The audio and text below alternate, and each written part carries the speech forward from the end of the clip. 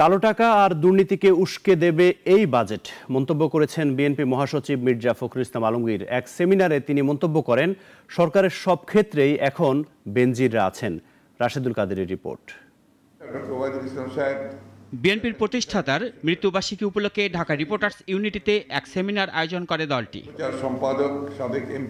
BNP মহাসচিব budget প্রসঙ্গে বলেন, এ বাজেট কালো টাকা আর কিভাবে দুর্নীতি করা যাবে সেই বাজেট করেছে সরকার।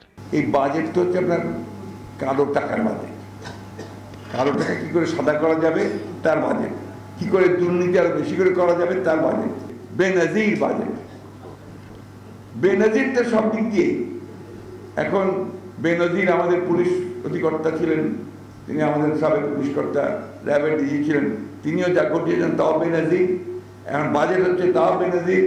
সাবেক আর্মি চিফ ছিলেন, তিনি যে ঘটিয়েছেন সেটাও বেনজির। ভারতের নির্বাচন প্রসঙ্গ উঠে আসে মির্জা ফখরুলের বক্তব্যে। ভারতের শাসক গোষ্ঠী ভাবছিল যে তারা 400-র বেশি আসন পেয়ে যাবে, পেয়ে গিয়ে তারা তাদেরকে কিছু লক্ষ্য ভারতের যে আপনার হিন্দুত্ববাদকে সংবিধান পরিবর্তন করে প্রতিষ্ঠা করা, সেটার দিকে তারা এগিয়ে যাবে। ভারতের মানুষ কিন্তু নির্বাচনের মধ্যে দিয়ে তাদের রুখে দিয়েছে। বিএনপি নেতারা দেশের মানুষের অধিকার ফিরে আনতে তরুণদের উজ্জীবিত করার আহ্বান জানান। রাশেদুল কাদের, নাগরিক, ঢাকা। ওয়ালটন ফ্রিজ কিনে অনেকের মতো আপনিও হয়ে যেতে পারেন মিলেনিয়াল। সেরা পণ্যের সেরা অফার।